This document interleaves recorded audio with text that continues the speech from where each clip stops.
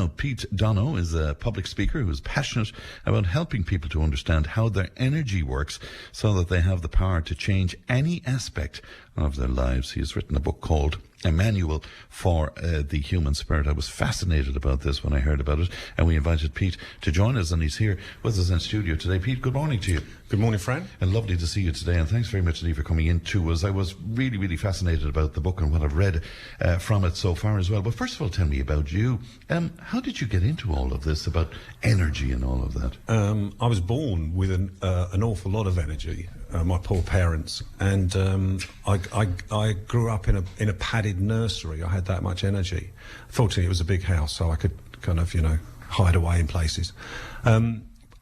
Trying to understand as I got older, obviously that created quite a lot of difficulties, problems, and I needed to try and understand why I was behaving the way I was, because it was like a separate entity next to me was actually animating me. It was like I was on the back of some wild horse, but there were no reins, there were no brakes, just this uncontrollable energy, off the scale. And how did that work as a child? What did it affect? What aspects of your childhood did it affect? I couldn't read or write. Wow. Even when I left school at, 15, 16, I couldn't read or write. I was a problem child. I was always put in another room. I wasn't allowed to go on school trips. As you can imagine. Because you were disruptive, was that it? Completely and utterly. But I was never malicious with it. That was the funny thing about it. I was never malicious, I was never aggressive. I was just full of energy, uncontrollable, of curious energy, basically. Nowadays we would put a label on that, a condition on that or something. But why did you not just see it as a condition as opposed to an abundance of energy, Pete? My father was brilliant in some aspects, and he said that if he does anything wrong, you can discipline him, but you mustn't crush his spirit. And that's where it kind of came from. It was like that was the energy that I was feeling when I started to conceptualize it as I got older. Then all of a sudden I realized, oh, that's what the spirit is. That's what I'm experiencing, that rush of energy. And tell me about that then. You began to investigate what was going on with you. When did you decide that this was an abundance of energy? It was in the shower one morning. I remember throwing the shampoo bottle around. Because you were a delight, weren't you? So I just decided, I suppose I was in my 30s, and I realised something was seriously wrong with the direction I was going with my life, and I was having that dark night of the soul, a crisis. Everything was going wrong. I couldn't, nothing was really working for me, and I realised that if I could understand the energy, and so I just decided to surrender, and I was so angry with the position I was in my life at that conflict that I just decided in the shower one morning to surrender to whatever happened next was going to happen next. And boy, did it. And how did that change your life then? Because then I was able to, once you have the intent to look at something or the intent to change something, you imbue these forces that are unbelievably powerful that we don't even know are there because it's the energy. So the moment I decided I was going to change direction from my life, from having a materialistic life to having an energetic life, everything changed. I started to get spiritual downloads. I was talking to people in comas. I was started, from that everything started to develop, and I'm still on that practicing journey. I'm still learning. And just a bit more detail on how you can trigger that to happen in your life. Well, anybody can do it. All you got to do is have the intent. But you have to stop first. The problem is that we are programmed by 95% of the time of you get up, you go to work, you've got to pay your bills, you've got to do this, you've got to, all these things are continuously programming us to basically have low self-esteem, stay in debt, and subscribe to systems that were wonderful when they were created, but unfortunately they've become antiquated. So they're no longer really serving their purpose in a modern world. Looking at it from an energetic point of view, and that's what I ended up doing. Was I started looking at everything as an energy. The presumption, though, is that to benefit from what it is you're talking about, that you have to be enlightened in some way. There's some road to Damascus experience or something. But from reading what I've read of your book, you don't have to be that sort of No, that's the beautiful thing about it. It's a bolt-on if you want to have a road to Damascus, or if you know, if as a part of your own belief system, it's a bolt-on to that.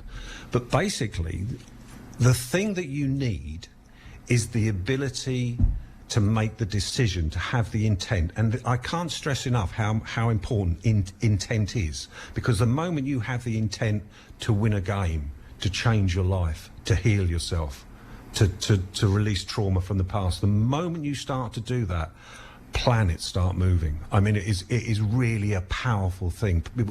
Every cell in your body starts to change its physical makeup. I mean, we can talk about it in detail if you want, but it's the intent is one of the most important things. Right. The other thing that you need is the ability to love yourself, and that's where it just becomes accessible to anyone. That's very central in your writing, isn't it? Yeah. Because unless you love yourself, of course, you know, you're not going to connect with others. And that's the point, isn't it? Yeah. Well, so love is the background radiation of life. Right. This isn't romantic Mills and Boon love you're talking about here. This is a much greater thing. Yeah. Yeah. It's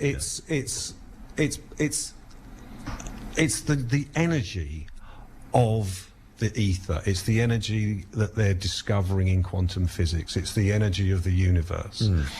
And our interpretation of love has always been, you know, a Mills and Boon or a romantic version of it, which it is our interpretations. But love is the transformation of harmonious amounts of energy, and that's what love is. So if you have a relationship with someone and you're able to transform energy harmoniously, then that's love. If you start rowing or having conflict, then that's something else. So if you apply that system, which you can do to yourself, because then instead of having conflict with yourself because you're worried about this, you're not tall enough, you're not big enough, you're not this small enough, you're not rich enough, then that's not self-love. You have to love yourself for the person that you are. The moment that you can switch onto that, and there's 3 levels of it. So if you have just you love yourself, that's almost an unconscious level. If you love yourself more, that's a subconscious level. But if you love yourself unconditionally, that is a conscious level. And so you're aware of that. So you're aware of it, because when you become aware of it in yourself, you become aware of it in everybody else. It's most interesting. We hear a lot about energy, of course, in recent times, whether it's fueling our cars or our homes or whatever. But the energy that you're referring to, what is that? It's the background energy. It's the radiation of the universe that was created in the Big Bang. It's the inertia. But here's the thing that they're discovering, science is discovering at the moment. Not only is it the you know, you have solar energy, which obviously we eat, that gives us the power to move about, but it's also emotional energy is a part of that. And what they're discovering is, and I find this absolutely fascinating, there's some scientists in Germany who are really on this. They're discovering that from what they're finding is that it's conscious. And that when you plug into that then it changes the whole. Right, explain that to me now, because that's that whole notion of consciousness, I suppose, which is outside of our human body, isn't it? It's the bigger part of ourselves, the core of us, I suppose. Yeah. So if we think of it as in terms of radio, so the initial explosion of the creation of the universe wanted to try and understand itself, and that's where the consciousness came from, where basically it's nodes that are just sending information and feedback to it. So it's a deep subject. So what was your question? We were talking about consciousness, I suppose, and that is outside of ourselves. Yeah, so in terms of radio is that the radio frequency is there, but our voices are on it, and so there's a consciousness coming to it, and people are radio transmitters and radio receivers. They've proved that, you know, beyond any shadow of doubt, that you can pick up information. Course, You know, I can read people at a distance in another country and go through their body to find out where their energy blocks are. So it's that information is in that energy field. It's in that radio frequency. It's in that transmission. And we can pick that up. It's very interesting. You're here speaking to me now, and Owen is with us, and Emma's with us as well. What are you getting here in this room right now in terms of energy? It's a lovely feeling. There's a really nice, and it is all down to feelings. So there's a softness and a roundness to it, and a calmness. You're doing something else as well. I'm not quite sure what you're up to. Owen is looking after our techie end of things and everything else.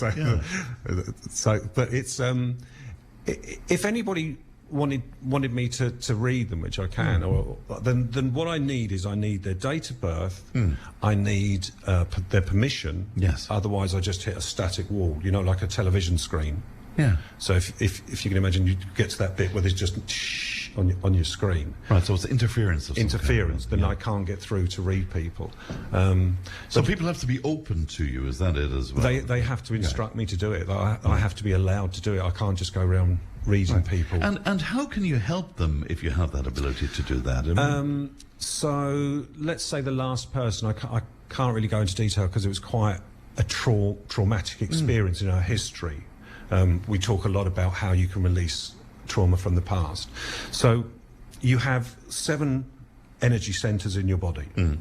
These energy centres correspond with the lowest energy centre is to do with stuff that's happening in the planet.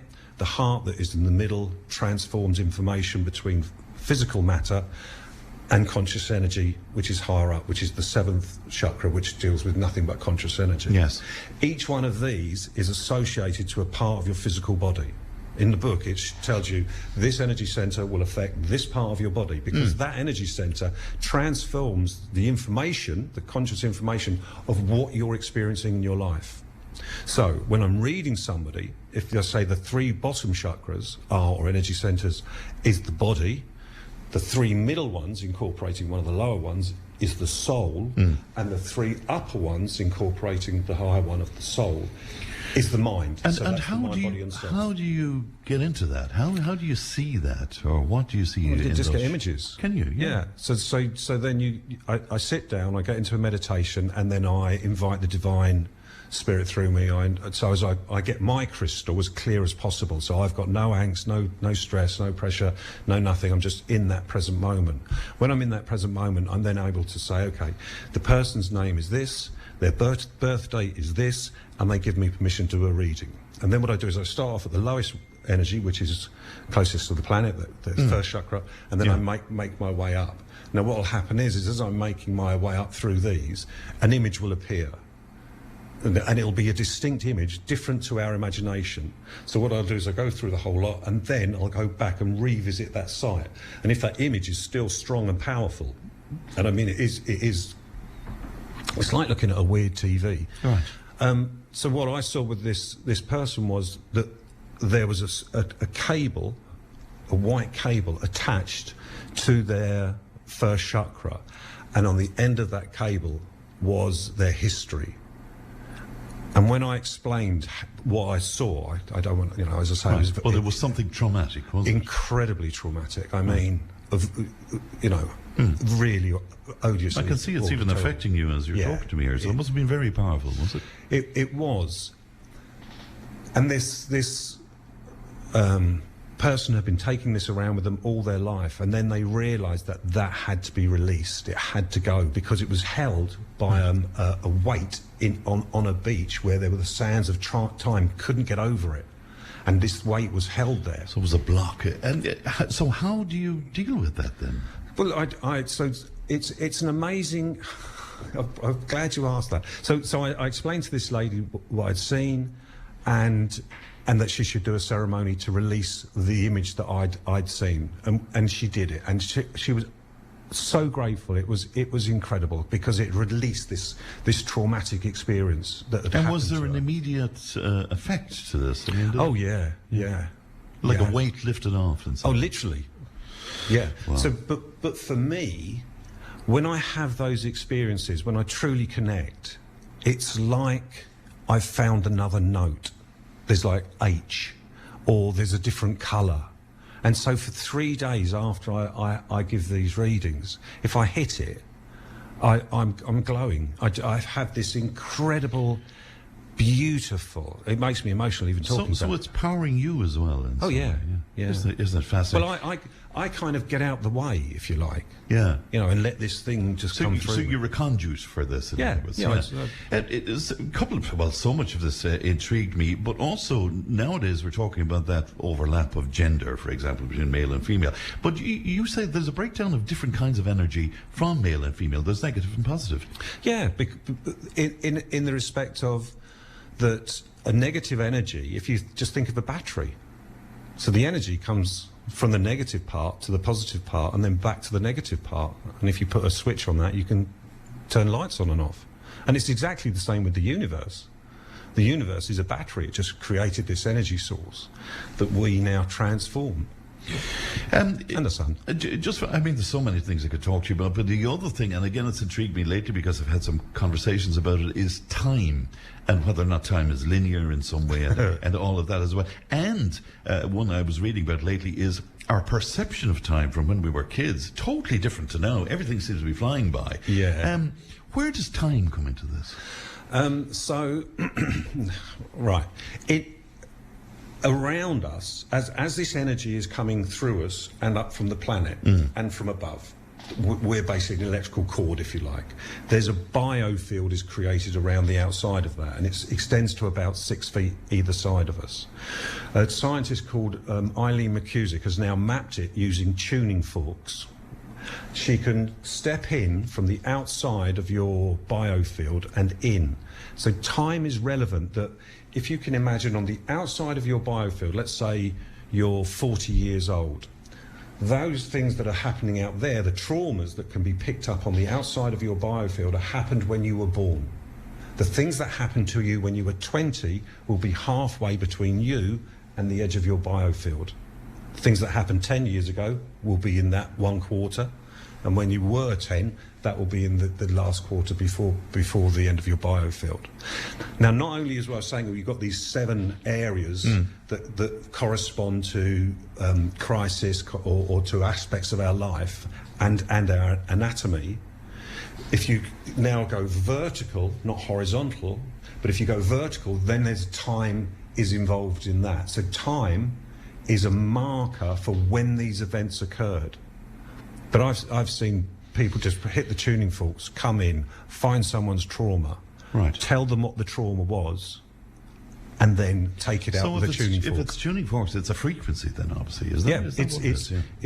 Yeah, they're all different shapes and sizes depending on what the trauma was. So if it was something serious that hammered like anger, that's like wire wall, and you can feel it. You can feel it. There's another woman who, an American. She's brilliant.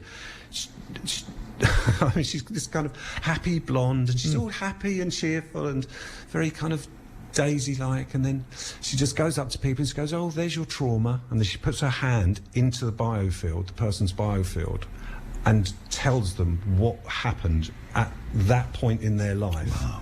And what that trauma was, what caused it, and what they have to do to get rid of it. Isn't it incredible? Before I let people know about the book and about where you are tomorrow, can I ask you about afterlife? Because, I mean, if we're energy, and if eventually, I suppose, we can dispose of these bodies, where do we go? What do we do? Do we come back again? Are we just part of some... What happens?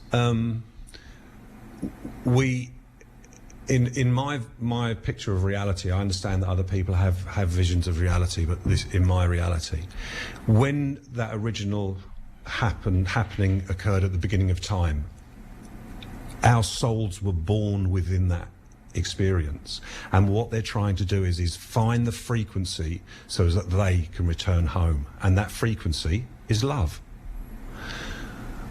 Until we can actually start to vibrate at the frequency of unconditional love, we can't go home. We're on holiday. We're in paradise. We're in this place, this love school called Planet Earth.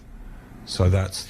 But what happens eventually? That we do learn enough to go back to the original state, is that? Yeah, but we live in a 4-dimensional reality. We've got length, breadth, width, and time. But actually, if you can think of now things going in and out, not just in linear, then all of a sudden you're creating other dimensions, and that's why we can live in those. I would recommend the book because there's some images there that might help with some of these concepts that are very difficult to put forward on radio. You have a workshop tomorrow in Clonmel, but I guess it's kind of full, is it? Yeah, it's booked out, but if someone felt that they really needed to pop along, it starts at 9 o'clock. It's at Peters Street, 11 Peter Street, and I'm doing it in cahoots with Eileen Meehan, who's a hypnotherapist. So it's brilliant because using neuroplasticity, both of us are able to build the layers. So as people, I want to be able to just give people the tools in a 4-hour session where they turn up. That we find out what they want to heal, what they want to achieve. And if from our conversation today people are intrigued and they might see this could help me greatly, can they just rock up tomorrow? Do you think? Quite possibly. Probably best they email me. Okay. And what is the email? It's multiversalenergy.com. Okay, and we'll have that here at reception as well. So it's multiversalenergy.com. All right. The book is called A Manual for the Human Spirit. Where is that available, by the way? It's available off the website. It's in Waterford at the moment. It's in Kilkenny, and soon we're going to be putting it in Clonmel, and then we're going to be doing this show. The book has been written as a program. I mean, as you could see, it's almost like it's for a theatre program. Yes. So as that it's made for the youngest possible audience we could possibly get to. So as many people can read it. Why is it dedicated to your son, Sidney? Because when I had a child, it was like I took my old glasses off and put a new set of glasses on. I was like, wow. And then it was so inspiring to see how much he knew, but of course life just instincly. You mean, was he your teacher? He might have been me dad. I don't know. The way it works, it's a bit strange. But I moved to Ireland, and he it was just fantastic, absolutely fantastic. Well, we were delighted to have you on the show today, Peter. Thanks very much indeed for coming. Thank you, Fran. Thank you for that. That was brilliant. That's Peter Dono. The book is called A Manual for the Human Spirit. We're live from Sarsfield Street in Clonmel today. We'll take a break. Back with more.